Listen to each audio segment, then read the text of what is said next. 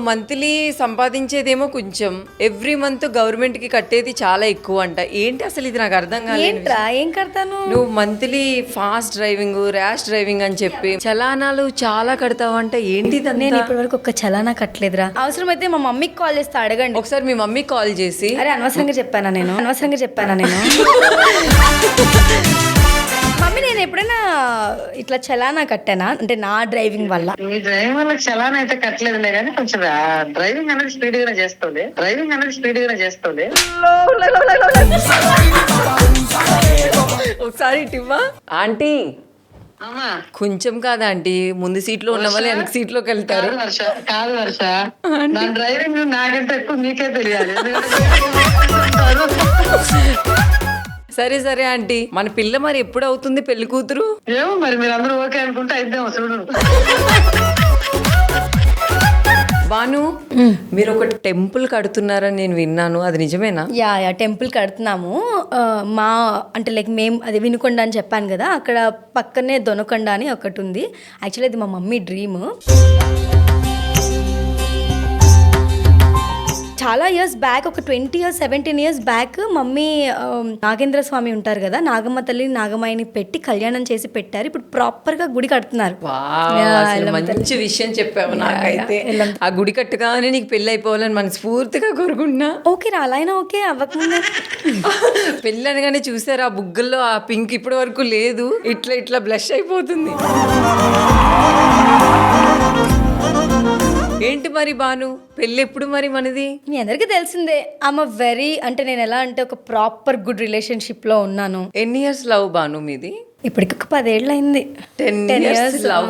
10 years complete అయిపోయింది. అసలు ఇప్పుడున్న జనరేషన్ లో 10 years నుంచి ఒక అబ్బాయిని లవ్ చేస్తూ నిన్ను తను లవ్ చేస్తూ ఇలా ఉన్నారంటే అసలు నాకు చాలా మంచిగా నేను దానికి యాక్చువల్లీ గ్రేట్ఫుల్. బికాస్ ఇప్పుడు చాలా మందిని చూస్తున్నాం కదా, చాలా మంది ఇట్ డిపెండ్స్ అపాన్ అండర్స్టాండింగ్ అక్క. మనం అండర్స్టాండింగ్ గా ఉండి మన ఎండ్ ఆఫ్ ద డే నీకు ఎన్ని ఫైట్స్ అన్న అవ్వని, మా ఇద్దరు కూడా ఫైటింగ్స్ అవన్నీ జరుగుతాయి. బట్ ఇవాళ జరుగుతాయి, రేపు మేమిద్దరం ఒకటే.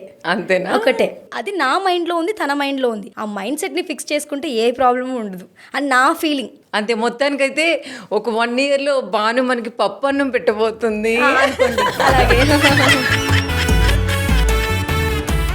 అంటే బేసిక్గా బాను ఇప్పుడున్న జనరేషన్, ఈ లవ్ జనరేషన్ చూస్తుంటే అబ్బాయిలు కానీ అమ్మాయిలు కానీ ఒకరినొకరు మోసం చేసుకోవడం కానీ ఇలా చీటింగ్స్ అనేది ఈ లవ్ జనరేషన్ లో చాలా మందికి జరుగుతుంది. ఈ జనరేషన్ లో మీరు 10 years ఇంత స్ట్రాంగ్ గా ఉన్నారు అంటే నువ్వు ఇప్పుడు ఇలా చేసే వాళ్ళకి నువ్వు ఎలాంటి సజెషన్స్ ఇస్తావు? అసలు ఫస్ట్ రిలేషన్షిప్ లోకి వెళ్ళినప్పుడు మీ ఇద్దరు ఒకటి అనుకొని వెళ్ళటం అనేది పాయింట్. ఇప్పుడు నీ విషయాల్లోకి నేను ఎందుకు రావాలి, నా విషయాల్లోకి నువ్వు ఎందుకు ఆ పాయింట్స్ ఉన్నప్పుడు లవ్కి వాల్యూ ఏముంది? ఇంకా నేను ఇప్పుడు చాలా మందిని చూస్తాను. నేను చాలా చాలా టైప్స్ ఆఫ్ రిలేషన్షిప్స్ని చూస్తున్నాను. ఇప్పుడు ఒకళ్ళు లివింగ్ రిలేషన్షిప్లో ఉంటారు, దట్స్ ఫైన్, అది వాళ్ళ ఇష్టం. కొంతమంది ఏమో ఇద్దరు అనుకుంటారు. అసలు అలాంటప్పుడు రిలేషన్షిప్ ఎందుకు? ఒక వాల్యూ ఉండాలి కదా అక్క. లవ్ అంటే మనం ప్రేమించే వాళ్ళని మనం కేర్ చేయగలగాలి, మనం చూసుకోగలగాలి. వాళ్ళ రెస్పాన్సిబిలిటీ, అమ్మాయి అయినా అబ్బాయి అయినా అక్క, అబ్బాయి ఆల్వేస్ రెస్పాన్సిబిలిటీ తీసుకోవాలని రూల్ ఏం లేదు. అమ్మాయి కూడా తీసుకోవచ్చు. ఫినాన్షియల్గా ఇద్దరు సపోర్ట్ చేసుకోవచ్చు. ఒక లో ఉంటే ఒకళ్ళు అప్ చేయాలి, ఒకళ్ళు డౌన్ అవుతున్నారంటే వాళ్ళకి మనం చెయ్యి అందించాలి. అదే కదా రిలేషన్షిప్ అంటే, అదే కదా ప్రేమ అంటే. ఇప్పుడు మరి పెళ్ళైన తర్వాత మన పేరెంట్స్ ఎలా ఉన్నారు? ఇప్పుడు మా డాడీ ఎవరైనా ఇప్పుడు ప్రాపర్గా మా ఇంట్లోనే మా మమ్మీ మా డాడీ బిజినెస్ చేస్తూ ఉంటారు. మా డాడీ మా మమ్మీకి చాలా సపోర్ట్ ఇస్తారు, మా మమ్మీ మా డాడీకి చాలా సపోర్ట్ ఇస్తుంది. అలా ఉంటే సక్సెస్ అవుతుంది. ఎందుకు బ్రేకప్ అవుతుంది? అంటే పెళ్ళైన తర్వాత ఎంతైతే స్ట్రాంగ్ గా ఉంటారో పెళ్లికి ముందు ఎందుకు స్ట్రాంగ్ గా ఉండరు అనేది నా పాయింట్.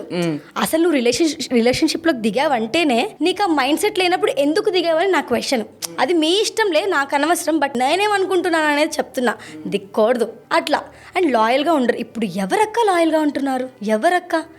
లవర్స్ లాయల్ లేదు, ఫ్రెండ్స్ లాయల్ లేదు. అంటే ఇలా మోసం చేసే వాళ్ళకి నువ్వేం చెప్తావు అసలు బాను? ఇప్పుడు ఒకళ్ళు ఫెయిల్ అయిపోతారు అంటే ఒకళ్ళు స్ట్రాంగ్గా లవ్ చేస్తారు, ఒకళ్ళు చేయలేరు కదా.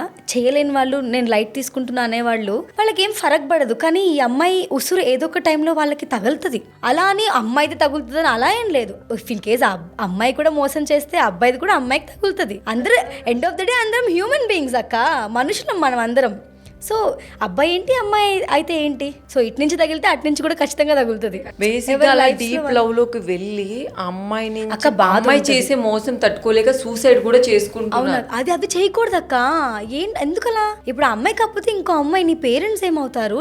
నువ్వు సరే నేను ఒప్పుకుంటాను, నీకు ఆ అమ్మాయి ఎక్కువ ఉండొచ్చు, కానీ నీ పేరెంట్స్ కూడా నీకు ఎక్కువే కదా. నువ్వు వాళ్ళని మర్చిపోయి నువ్వు చచ్చిపోవడం అనేది రాంగ్ డెసిషన్స్ అక్క. ఇవన్నీ ఎందుకు అలాగా? నీకు లైఫ్ ప్రేమించిన లేదా? అమ్మాయిని ఆ అమ్మాయిని చాలా డీప్గా అబ్బాయి లవ్ చేస్తాడు, కానీ ఆ అమ్మాయి ప్లేస్లో వేరే అమ్మాయి వస్తే మాత్రం ఆ అబ్బాయి తీసుకోలేడు. ఎందుకంటే నా వైఫ్ నా అక్క, లైఫ్ నేను అంటే ఒక మాట అలా చెప్తా. అనుకుంటారు కదా. నేను చెప్తా, అది ఓకే. కానీ మనుషులకి టైం అనేది ఒకటి వస్తుంది. ఆ టైం వచ్చినప్పుడు అన్నీ అడ్జస్ట్ అవుతూ ఉంటాయి. ఇప్పుడు నాకు ఆ అమ్మాయి లేదని నేను చచ్చిపోవాలని అనుకోకూడదు. టైం అనేది ఒకటి ఉంది, అందరికీ వస్తుంది, అందరికీ అన్నీ మంచి జరుగుతుంది, అది వాళ్ళు నమ్మాలి. బాధ అంటే ఎవరికన్నా ఉంటుంది. ఇప్పుడు మనమైనా మనకు అలా జరిగితే మనం కూడా బాధపడతాం, కాదనను, కానీ కానీ అలా మనం ఫేస్ మోసం చేయాలి. చేసే అది లైఫ్ అమ్మాయిలకు- అక్క, మన లైఫ్ అది. అలా మోసం చేసే అమ్మాయిల కోసం చేసుకోకుండా కొంచెం చూసి చేసుకుంటే బెటర్. అయినా మన దరిద్రానికి అలాగే తగిలితే మనం అలాంటి పిచ్చివి ఏమి చేయకుండా వెయిట్ చేయాలి టైం కోసం. మనకంటూ ఒక టైం ఉంది, అది వస్తుంది పక్క. అబ్బాయి 10 yearsలో అసలు ఎంత నేర్చుకున్నావురా నువ్వు? అంత స్ట్రగుల్స్ ఉంటాయి అక్క, అందరి లైఫ్లో స్ట్రగుల్స్ ఉంటాయి. అంటే నీ లైఫ్లో అనుకున్నావు ఏదైనా ప్రాబ్లం వచ్చినప్పుడు ఇంకా నాకు ఈ మనిషి వద్దు, వదిలేసేయాలి అనేది ఎప్పుడైనా నీ లైఫ్లో వచ్చిందా బాను? వచ్చినా నేను దాన్ని తీసేసుకుంటాను. అలా ఉండకూడదు, నేను ఒకరికే స్టిక్ అయి ఉన్నాను, నేను ఇలాగే ఉంటాను, నాకు అతను కావాలి, అలా ఉంటాను. నా మైండ్ ఆఫ్ థింక్. నేను కొన్ని క్వశ్చన్స్ వేస్తాను, నువ్వు ఫాస్ట్గా ఆన్సర్ చేయడానికి. నీకు మనీ ఇంపార్టెంటా లేకపోతే నీ బాయ్ ఫ్రెండ్ ఇంపార్టెంటా? బాయ్ ఫ్రెండ్ అంటే నీవు చేసుకునే అబ్బాయి. అఫ్ కోర్స్ నాకు నా చేసుకునే వాళ్ళే ఇంపార్టెంట్. నీ కెరియర్ ఇంపార్టెంటా నీ బాయ్ ఫ్రెండ్ నా బాయ్ ఇంపార్టెంట్? Friend important. నీ ఫ్యామిలీ ఇంపార్టెంటా నీ బాయ్ ఫ్రెండ్ ఇంపార్టెంటా? ఫస్ట్ నా ఫ్యామిలీ, తర్వాత నా బాయ్ ఫ్రెండ్. అట్లా ఎట్లా?